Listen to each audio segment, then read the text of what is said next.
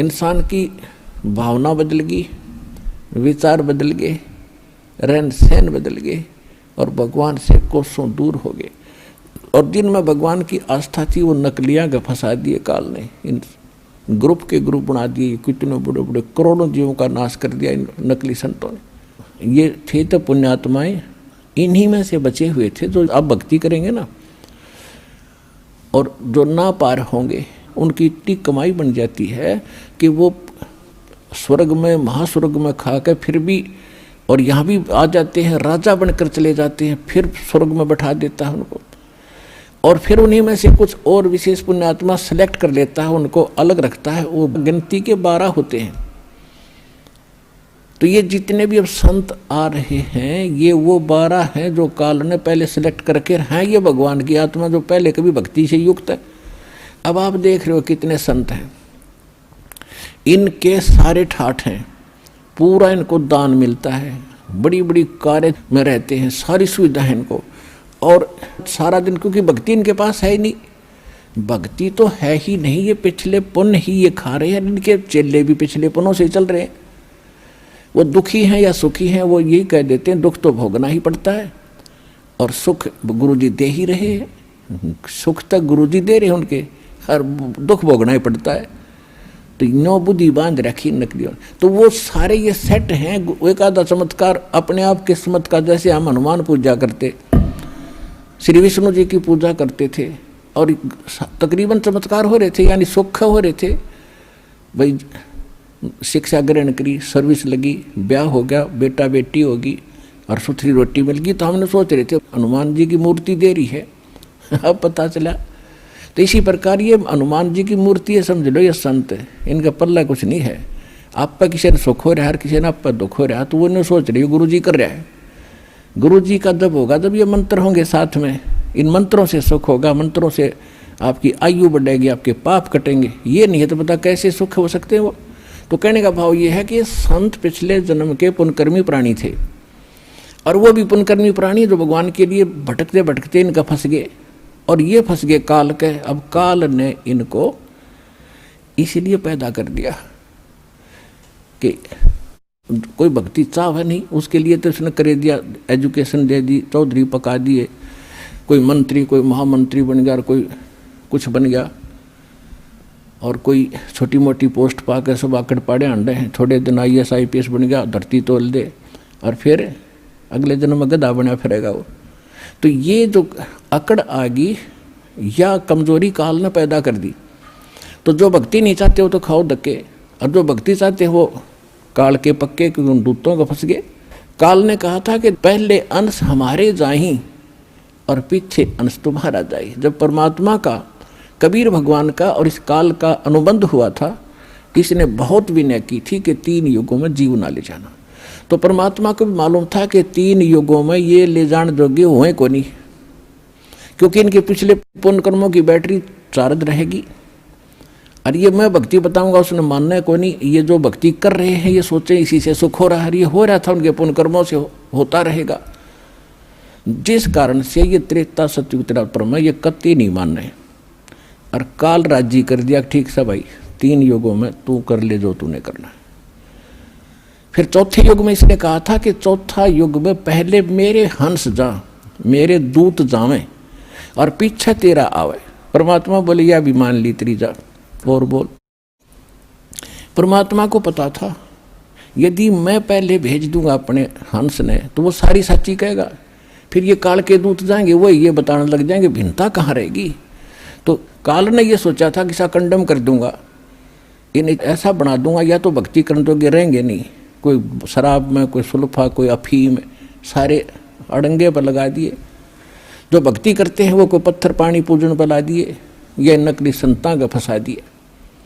तो काल ने ये चालाकी करी थी कि पहले अंश मेरे जाही और पीछे अंश तेरा आई। तेरा जो दास से दाता वो बाद में आवे, पहले मेरे जाले हकजा, पहले तेरे चले जाएंगे। परमात्मा को पता था कि वो नकली संत जितने काल के दूत जाएंगे उन्हें ज्ञान तो है नहीं, इनके भगवान ने ज्ञान नहीं, तो वो ज्ञान क्या करेंगे, बकवास घड़ेंगे। तो वो बकवास घड़ घड़ के ज्ञान बता बता के उनकी कई पीढ़ी जा चुकी होंगी, और उनकी पुस्तक बन चुकी होंगी, उनके ज्ञान की DVD बन चुकी होगी। तब मेरा दास जाओगा, उसका सुनियोजित तरीका था। ऐसे इंस्ट्रूमेंट कलयुग में मालिक ने बनवाए हैं, ये प्रोजेक्टर, टेलीविजन, हाथों हाथ सच्चाई देगा मेरा दास जा करके। उन नकलियों के दिखाओगा नकली अनुभव, और सदग्रंथों को दिखाएगा कि जिन महापुरुषों को मिले उन्होंने ये भक्ति की, यही हमारे सदग्रंथ बताते। तो 1 मिनट में उन सब की खाल तार कर रख देगा। सब बच्चे मुझे पहचानेंगे और मेरे पास आ जाएंगे फिर छोड़ छोड़ के।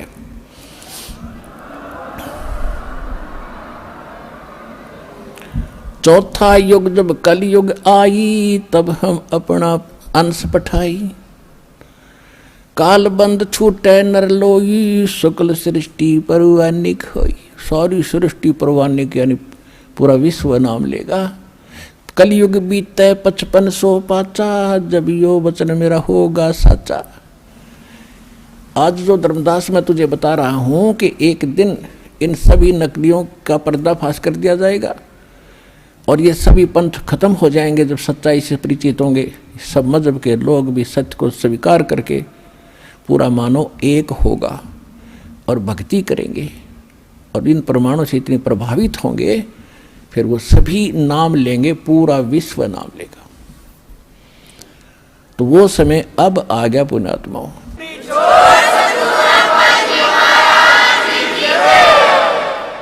अब क्या है कि जो भी किसी पंथ से जुड़े थे या कोई अपनी परंपरागत साधना कर रहे थे, घर की पूजा होती है, उनको करते करते आज आपकी क्या हालत हो चुकी है। किसी को शांति नहीं, किसी का बेटा मर गया, किसी की बेटी मर गई, किसी की बेटी विधवा होगी, किसी का पोता मर गया, किसी को कैंसर होगी, किसी को और अन्य समस्याएं पैदा हो रही हैं। और वो भक्ति अब भी कर रहे थे, उन्हीं पंथों से भी जुड़े जुड़े उनका कति विनाश हो लिया, सर्वनाश हो रहा है। अब राधा स्वामी पंथ से, दंदन सतगुरु पंथ से, आसाराम से, इन सब से, ये कुमार स्वामियों के वहाँ भटक गए और उनसे कोई लाभ ना मिला, कति सर्वनाश हो लिया। अब यहाँ रो रहे हैं, अब कोस रहे हैं उनको कि हमारा जीवन खो दिया 20-20, 30-30 वर्ष। अब क्यों, कैसे संतोष होगा उन पुण्यात्माओं के, एक अनमोल जीवन को नाश हो गया। अब तो पता नहीं था उनको अभी तक कि इतनी कीमत है इस मनुष्य जीवन की। यहाँ आने से पता चलेगा ये कितना कीमती है।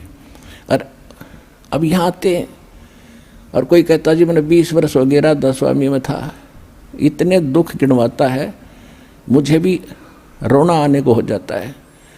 और फिर उसको कहा जाता है तू वहाँ 20 वर्ष खो दिए, अब यहाँ 20 महीने या साधना करके देख ले, तेरे वारे न्यारे ना हो जाते, बेशक कद्दे छोड़ दिए। फिर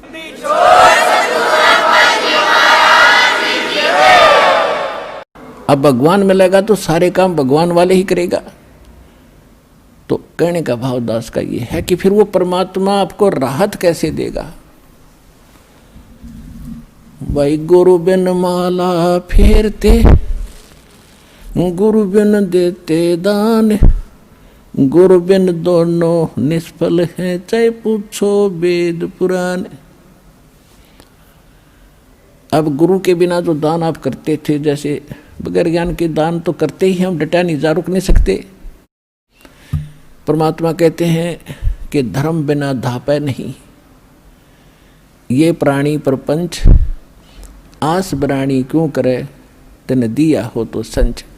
कहा कि इस धर्म करे बिना पुण्यात्मा जो अच्छी आत्मा होती है उनको संतोष हो ही नहीं सकता। वह कोई ना कोई धर्म की जरूर कोशिश करते हैं करूं, तो वो कर्म शास्त्र विदिता का मनमाना किया गया धर्म कर्म, कोई भी पूजा वो व्यर्थ बताई। गीता अध्याय नंबर 16 के श्लोक नंबर 23 और 24 में।